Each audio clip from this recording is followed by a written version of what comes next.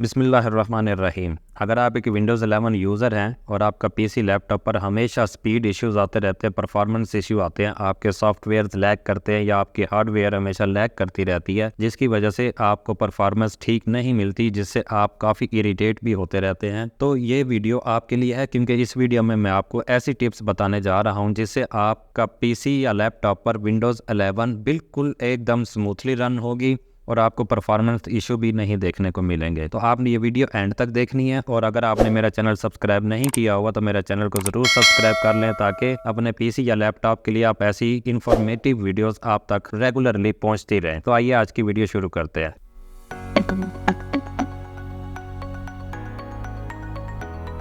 Windows updates को regular basis पर install कर लेने से हमारे पीसी लैपटॉप्स के तकरीबन सारे इश्यूज जो हैं वो ख़त्म हो जाते हैं, चाहे वो हार्डवेयर से रिलेटेड हो, चाहे वो हमारे सॉफ्टवेयर से रिलेटेड हो या फिर माइक्रोसॉफ्ट विंडोज़ से रिलेटेड हो। तो हमें रेगुलर बेसिस पर अपने पीसी लैपटॉप की जो विंडोज़ अपडेट्स हमें प्रोवाइड करता है उसको इंस्टॉल कर लेना चाहिए। तो इसको चेक करने के लिए हमें सेटिंग्स में जाके बॉटम में हमें विंडोज़ अपडेट देखने को मिलेगी। यहाँ पर हमें या तो अपडेट अवेलेबल होगी तो वह यहाँ में शो हो जाएगी, अदरवाइज हमने यहाँ पे चेक फॉर अपडेट्स करना है। मैं तो अपने पीसी को हमेशा ही अपडेट रखता हूँ। माइक्रोसॉफ्ट मुझे जो भी अपडेट प्रोवाइड करता है मैं फौरन ही उसको इंस्टॉल कर लेता हूँ। दैट्स वाई मुझे काफ़ी लंबे अरसे तक अपनी विंडोज़ दोबारा करने की ज़रूरत कभी नहीं पड़ती। इन अपडेट्स में ज़्यादातर सिक्योरिटीज़ अपडेट्स भी आती हैं, जिससे आपके पीसी या लैपटॉप में मॉलवेयर इश्यूज देखने को नहीं मिलते, और उसके साथ साथ ही आपके सॉफ्टवेयर और ड्राइवर्स भी अपडेट रहते हैं। ड्राइवर्स की अपडेट्स के लिए आपको यहाँ पर बॉटम में एडवांस ऑप्शन नजर आ रही हैं, आपने इसमें जाना है। इसमें जाने के बाद आपको नीचे यहाँ पे देखे एडिशनल ऑप्शंस देखने को मिल रही हैं, और उसके नीचे ही ऑप्शनल अपडेट्स नजर आ रही हैं। इसमें आप यहाँ पर आपको अपने पीसी से रिलेटेड सारे हार्डवेयर की जो ड्राइवर्स हैं उनकी अपडेट्स नज़र आएंगी। जैसे यहाँ पर आप देखें तो आपको 14 अपडेट्स देखने को मिल रही हैं, जिनको मैंने चेक किया हुआ है, और नीचे ही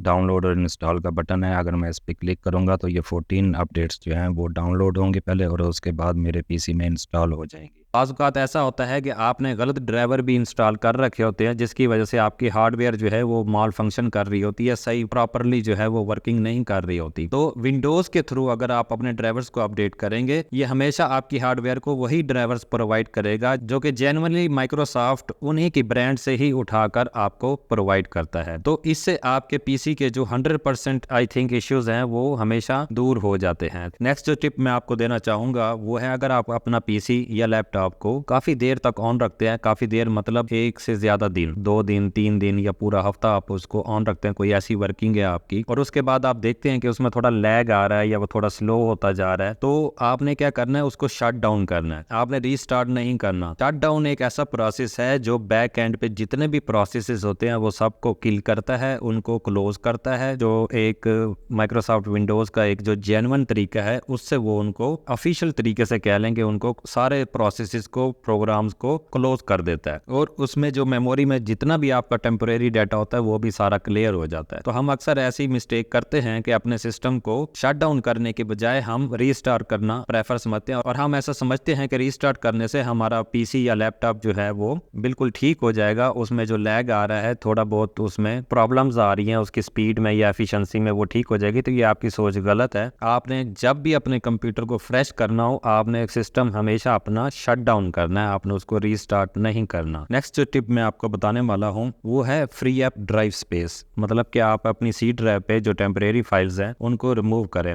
अब टेम्परेरी फाइल्स का अक्सर आपने ये तरीका देखा होगा कि हम यहाँ पे रन कमांड में जाके यहाँ टेम्प फोल्डर को ओपन कर लेते हैं, और उसके बाद इसको यहाँ से मैनुअली हम डिलीट करते हैं। ये गलत तरीका है टेम्परेरी फाइल्स को रिमूव करने का। प्रॉपर तरीका है टेम्परेरी फाइल्स को डिलीट करने का, वो मैं आपको बताता हूँ। उसके लिए आपको सेटिंग्स में जाना है। सेटिंग्स में जाने के बाद आपको सिस्टम पे जाना है। सिस्टम पे आप अगर इन मेन्यूज में देखेंगे यहाँ आपको स्टोरेज की ऑप्शन दिखाई दे रही है, आपने स्टोरेज पे जाना है। अब यहाँ पर आप देखें तो आपको टेम्परेरी फाइल्स यहाँ पे वो कैलकुलेट कर रहा है, वो सारी आपको यहाँ पे शो करा देगा। ये इंस्टॉल्ड एप्स हैं, अदर एप्स हैं, और ये नीचे थर्ड नंबर पर आपको टेम्परेरी फाइल्स की ऑप्शन दिखाई दे रही है। अगर हम मजीद कैटेगरीज देखना चाहते हैं तो ये आपको 1 by 1 यहाँ पर भी शो करा देगा। हमने यहाँ से टेम्परेरी फाइल्स को चूज़ करना है तो मैं इस पर क्लिक करूँगा। यहाँ पे आपको काफ़ी सारी ऑप्शंस देखने को मिल रही है, आपने सब कुछ चेक करना है। सिर्फ डाउनलोड्स वाला आपने अनचेक रहने देना है कि मे भी हो सकता है इसमें आपके जो डाउनलोड्स कोई सॉफ्टवेयर हो सकते हैं, कुछ मीडिया हो सकता है, कुछ भी ऐसा हो तो ये ना हो कि वो भी डिलीट हो जाए। बाकी सबको आपने यहाँ पे चेक लगा देना है और उसके बाद टॉप पर आप देखेंगे यहाँ पे रिमूव फाइल्स की ऑप्शन नज़र आ रही है, तो इस पर आप क्लिक करेंगे और उसके बाद इसको परमिशन देंगे कंटिन्यू की।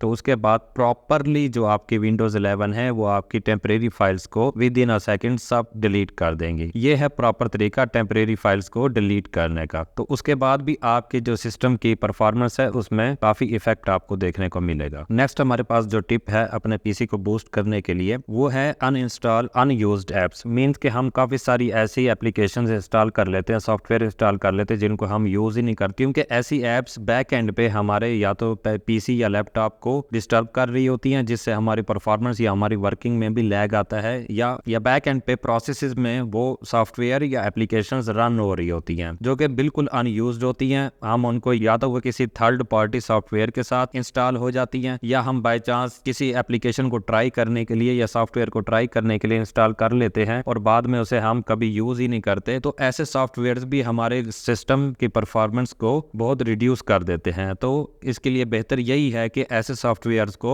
चेक करके उनको अनइंस्टॉल करना चाहिए। तो इसका बहुत सिंपल सा सोल्यूशन है, आप लोग भी इस बारे में जानते होंगे। प्रॉपरली सेटिंग्स में जाने के बाद हमें यहाँ ऐप्स में जाना है। ऐप्स में जाने के बाद फर्स्टली आपको जो ऑप्शन नजर आ रही है इंस्टॉल्ड ऐप्स, हमने इसमें जाना है। तो आपके सिस्टम में पीसी या लैपटॉप पर जितने भी सॉफ्टवेयर एप्लीकेशन इंस्टॉल्ड है उन सब की लिस्ट आपके सामने आ जाएगी। तो आपने इसको थॉरली चेक करना है कि कहीं कोई ऐसा सॉफ्टवेयर तो इंस्टॉल नहीं है कि जिसको आप इंस्टॉल करके भूल गए और बाद में अनइंस्टॉल करना भी आपको याद ना रहा हो, तो उसको आप वन बाय वन जो है उनको अनइंस्टॉल करते जाएं। तो इसका सिंपल सा है, जिस भी आप एप्लीकेशन को यहाँ से अनइंस्टॉल करना चाहते हैं तो उसके आप 3 डॉट्स पे यहाँ क्लिक करेंगे और अनइंस्टॉल के ऑप्शन पे क्लिक करेंगे सिंपली, तो वो एप्लीकेशन या सॉफ्टवेयर जो है वो अनइंस्टॉल हो जाएगा। समटाइम्स ऐसा होता है कि कुछ ऐसे एप्लीकेशंस खुद ब खुद इंस्टॉल हो जाती हैं जो कि जब भी हम अपना पीसी स्टार्ट करते हैं तो वो शुरू में ही एग्जीक्यूट हो जाती हैं, जिनको हम स्टार्टअप एप्स कहते हैं। तो उसके लिए हमें टास्क मैनेजर में जाना है। टास्क बार पे राइट क्लिक करें, उस पे टास्क मैनेजर आपको लिखा हुआ नजर आएगा। तो टास्क मैनेजर में आके हमने यहाँ से मेन्यू में से हमने स्टार्टअप एप्स में जाना है। यहाँ पे आपको स्टार्टअप एप्स की ऑप्शन नजर आ रही है, तो इस पे क्लिक करें। ये जितने भी एप्स आपको इस वक्त शो करा रहा है ये सारी वो एप्स हैं जो कंप्यूटर के शुरू होते ही एग्जीक्यूट हो जाती हैं। तो यहाँ पे स्टेटस में हमने देखना है कि कौन कौन सी इनेबल है। तो इसमें कोई भी ऐसी एप्लीकेशन सॉफ्टवेयर ऐसा आपको लगता है कि अननेसेसरी है, जिसकी हमें जरूरत नहीं है शुरू में उसको स्टार्ट करने की, तो आप उसको यहाँ से डिसेबल कर सकते हैं। जैसे ही लास्ट में देखें Xbox ऐप सर्विसेज है, तो ये मेरे लिए अननेसेसरी है, मुझे इसकी जरूरत नहीं है कि ये स्टार्ट में एग्जीक्यूट हो। तो मैं इसको सिलेक्ट करूंगा। सिलेक्ट करके आप ऊपर टॉप पे देखेंगे यहाँ पे डिसेबल की ऑप्शन नजर आ रही है, या इस पे राइट क्लिक करके भी आप इसको डिसेबल कर सकते हैं। तो अब जब भी मैं अपना कंप्यूटर स्टार्ट करूंगा तो ये Xbox की ऐप स्टार्टअप में एग्जीक्यूट नहीं होगी, जिससे मेरी परफॉर्मेंस जो है पीसी की वो अच्छी हो जाएगी। पावर ऑप्शन मैनेजमेंट से भी हम अपने पीसी की परफॉर्मेंस को बेहतर बना सकते हैं। अगर आपने अपना power plan high performance choose किया हुआ है तो उसकी कुछ थोड़ी सी सेटिंग्स मैं आपको बता देता हूं जो कि आपके काम आएंगी। तो हमने सबसे पहले यहाँ सर्च कराना है चूज थे पावर प्लान। ठीक है, ये कंट्रोल पैनल से भी इसको हम एक्सेस कर सकते हैं। यहाँ पे आपको देखें कुछ रेकमेंडेड आपको यहाँ पे कैटेगरीज नजर आ रही है। एक बैलेंस्ड है जो कि इस वक्त मेरा सिलेक्टेड है, उसके बाद पावर सेवर है और हाई परफॉर्मेंस है। तो हाई परफॉर्मेंस के लिए मैं इस पे क्लिक करूंगा और उसके बाद चेंज प्लान सेटिंग्स में क्लिक करूंगा। इसके बाद नीचे देखें यहाँ चेंज एडवांस्ड पावर सेटिंग्स लिखा हुआ है, इस पे क्लिक करेंगे तो ये कुछ ऑप्शन आपके सामने आएंगी जो मेरे ख्याल में आपको इनके बारे में ज्यादा पता नहीं होगा। इसमें हमने थोड़ा स्क्रॉल डाउन करना है, तो यहाँ पे आप देखें प्रोसेसर पावर मैनेजमेंट आपको लिखा हुआ नजर आ रहा है। तो मैं इसकी कैटेगरीज को ओपन करता हूँ। इसमें 2 कैटेगरीज आपको मिलेंगी, सब मेन्यूज मिलेंगे। एक होगा मिनिमम प्रोसेसर स्टेट और दूसरा मैक्सिमम प्रोसेसर स्टेट। इन दोनों की परसेंटेज 100% होनी चाहिए। अगर तो ऑलरेडी 100% है तो ठीक है, अगर नहीं है तो आप यहाँ पे क्लिक करके मैनुअली भी यहाँ पे इसको 100% दे सकते हैं। इससे क्या होगा कि आपका जो प्रोसेसर का मिनिमम और मैक्सिमम जो स्टेट होगा वो 100% परफॉर्मेंस दे रहा होगा। और लास्ट में जो बहुत ही यूजफुल और इम्पोर्टेंट टिप मैं आपको देने जा रहा हूं वो है अपने पीसी को स्कैन करवाना। माइक्रोसॉफ्ट का जो एंटीवायरस डिफेंडर है वो एक बहुत ही पावरफुल एंटीवायरस है जिसकी अपडेट्स हमें रेगुलरली माइक्रोसॉफ्ट प्रोवाइड करता रहता है। तो सबसे पहला काम तो हमने यही करना है, जैसे हम विंडोज के अपडेट्स करते हैं वैसे ही हमने इस डिफेंडर एंटीवायरस को भी अपडेट करना है। तो वायरस एंड थ्रेट प्रोटेक्शन में जाके हमने नीचे स्क्रॉल डाउन करना है, तो यहाँ पे आपको लिखा हुआ नजर आ रहा है virus and threat protection updates. तो उसके नीचे ही प्रोटेक्शन अपडेट्स आपको नजर आ रहा है और उसके बाद यहाँ हमने इसको चेक फॉर अपडेट्स करते रहना है। नो मैटर व्हाट कि ये खुद ब खुद भी ऑटो अपडेट होता है, लेकिन आपने खुद भी इसको मैन्युअली भी अपडेट को चेक करते रहना है। ये बहुत जरूरी है कि कोई ऐसी अपडेट मिस ना हो जाए जो इंस्टॉल होने से रह गई हो। माइक्रोसॉफ्ट विंडोज की अपडेट्स में तो थोड़ा ऊपर नीचे चल जाता है, लेकिन एंटीवायरस में आपने किसी किस्म का रिस्क नहीं लेना। तो यहाँ पे हमारी अपडेट जो है वो सक्सेसफुल है, मींस के हमें कोई अपडेट्स की जरूरत नहीं है। तो मैं दोबारा इसको बैक करता हूँ और उसके बाद यहाँ पे स्कैन ऑप्शंस में हमने जाना है। उसके बाद यहाँ पे कुछ ऑप्शंस हैं, क्विक स्कैन है, फुल स्कैन है, कस्टम स्कैन है। हमने हमेशा इसको फुल स्कैन करना है। थोड़ा सा टाइम निकाल के आपने ये काम जरूर करना है कि कोई ऐसे वायरसेस भी होते हैं जो जिनको हम साइलेंट वायरसेस बोलते हैं, जो कहीं ना कहीं हिडन पड़े होते हैं, जिनको ढूंढने में एंटीवायरस डिफेंडर को थोड़ा टाइम भी लग सकता है। तो फुल स्कैन करवाने से ऐसे जो वायरसेस जो हमारे किसी फाइल्स के साथ एसोसिएट होते हैं या उनको किल कर देगा, उनके प्रोसेस को जो है या तो क्वारंटाइन कर देगा या हमारे पीसी से कंप्लीटली रिमूव कर देगा। तो ये बेहतरीन तरीका है अपने पीसी को मालवेयर, रैंसमवेयर, ऐसे इस किस्म के अटैक से बचाने का। तो व्यूअर्स, ये थी मेरी आज की वीडियो अच्छी लगी हो तो उसको लाइक जरूर कीजिएगा और मेरे चैनल को अगर आपने अभी तक सब्सक्राइब नहीं किया तो मेरे चैनल को सब्सक्राइब भी कर लें, ताकि ऐसी और भी इंफॉर्मेटिव वीडियोस आप लोगों तक पहुंचती रहें। और नेक्स्ट वीडियो तक के लिए अल्लाह हाफिज़।